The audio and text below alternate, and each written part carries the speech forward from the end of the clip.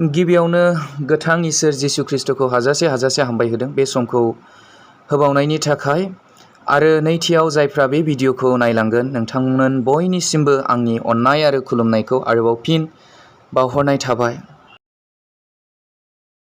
दिनै जों बे भिडिअआव रेपचारनि सिगां मा जाथायफ्रा जागोन, जिसु ख्रिस्ट'आ गावनि फोथायारिफोरखौ बुहुमाव लांनो फैनायनि सिगां बुहुमाव मा जाथायफ्रा जागोन बेखौ जों सावरायलांगोन। बे भिडिअआव आं आंनि गोसोबादि बुंलाबायनो हास्थायाखै, जेखौ गोथार बाइबेलाव लिरनाय दङ, गोथार बाइबेल बिजाबावहाय होनाय जादों बेखौसो आङो नोंथांमोननो दिन्थिनानै होनो थाखाय आखायाव लादों। फैदो बिदिब्ला जों भिडिअखौ जागायलांनोसै। गोथार बाइबेल बिजाबनि माथाइनि 24 बालाब 4निफ्राय 12 सारिसिमाव ओरैबायदि लिरनाय दङ।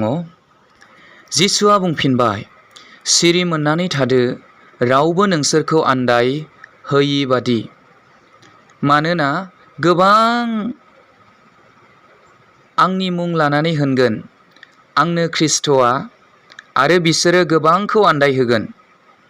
नोंसोरो दावहा नांनायफोर आरो दावहा नांनायफोरनि आराव जानायफोरखौ खोनागोन। आन्थाय नोंसोरो दागिख्रं, मानोना बेफोरो जाथारनांगौ, आन्थाय जोबनायनि समा अब्लाबो जाथ'वाखै। फोलेरा फोलेरनि जेंना आरो रायजोआ रायजोनि जेंना सिखांगोन, आरो जायगा आंखालफोर आरो बांग्रि मावनायफोर जागोन। आन्थाय बेफोर मानिया आयखां बायखांफोरनि जाजेननायल'। बिसोरो नोंसोरखौ नासयग्राफोरनो गथायनानै सिथारहोगोन, आरो आंनि मुंनि लागै नोंसोरो बयबो फोलेरफोरजों मुगैजाग्रा जागोन।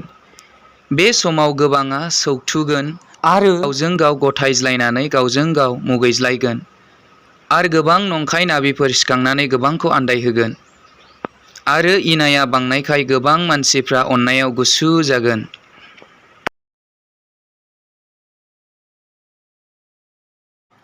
गोथार बाइबेल बिजाबनि थोनहरजानाय 2 बालाब 17निफ्राय 19 सारियाव बेबायदि लिरनाय दङ।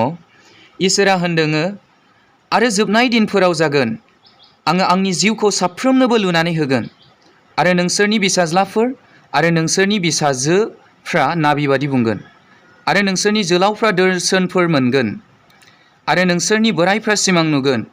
औ आंनि लेंफोरनिबो आंनि लेंजोफोरनिबो सायाव आङो बे दिनफोराव आंनि जिउफोरखौ लुनानै होगोन, आरो बिसोरो नाबिबादि बुंगोन। आङो आकाशाव सोमोनांथाव हाबाफोर आरो पृथिबीनि सिङाव हांखोफोर, थै आरो अर आरो खुनाय उखुन्दैखौ दिन्थिगोन।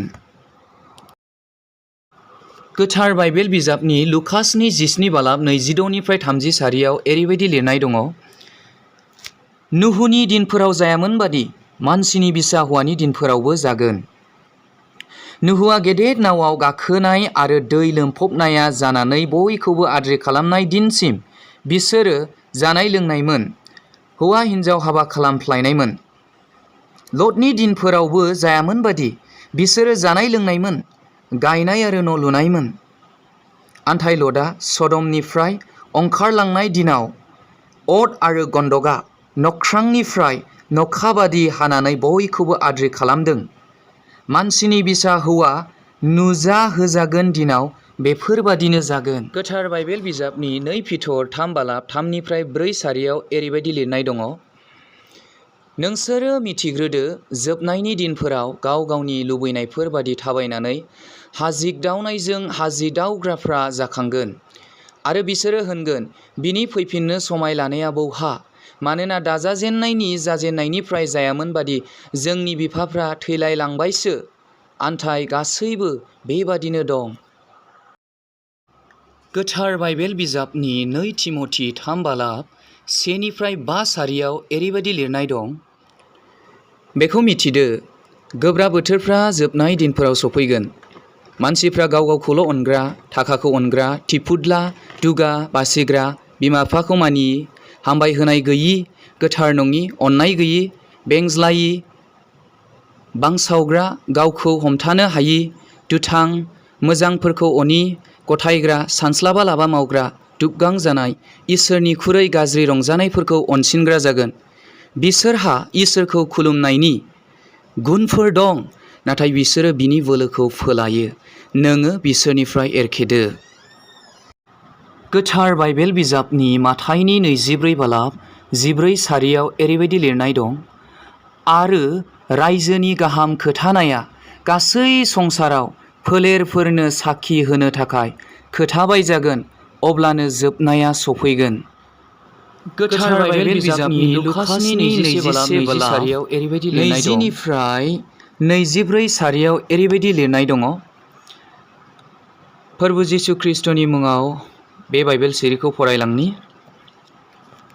नोंसोरो जेरुसालेमखौ दावहा नांग्राफोरनि दाफाफोरजों बेंखनजानाय नुब्ला मिथिदो, बिनि स्रिं-स्र' खालामजानाया खाथि जाबाय होननानै।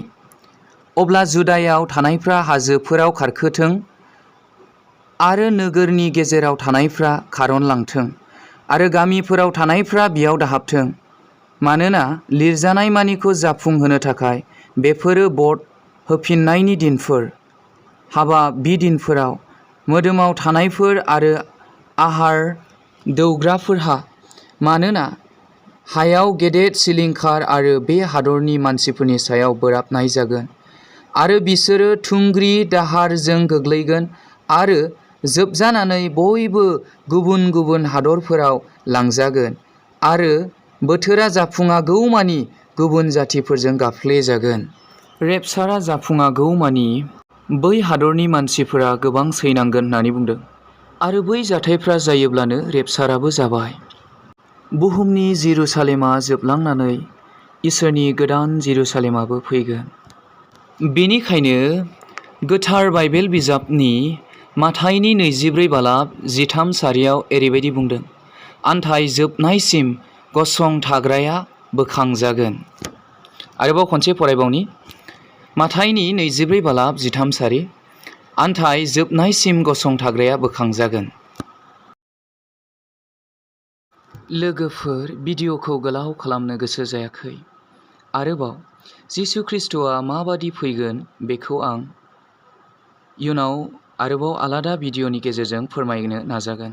लोगोफोर, जों बे भिडिअ'नि सिङाव सावरायनाय बाइबेल सिरिफोरनि गेजेरजों जों बेखौनो मिथिनो हादोंदि फोरबु जिसु ख्रीष्टनि फैफिननाया गोख्रैयै आवगायबोगासिनो दं होननानै। मानोना जों दिनै निउस आरो जोंनि खोमाजों खोनानानै आरो जोङो मेगनजों नुनानै बेफोर जाथायखौ बुहुमनि सोरगिदिं जाफ्लेबाय थानाय नुगासिनो दङ। आरो जेरैबायदि बै बाइबेल सिरिफ्राव होनाय जादों, बेबादिनो बुहुमाव सुबुंफोरनि आखल आखुफ्रा एखे रोखोमैनो सोलायलांगासिनो दङ।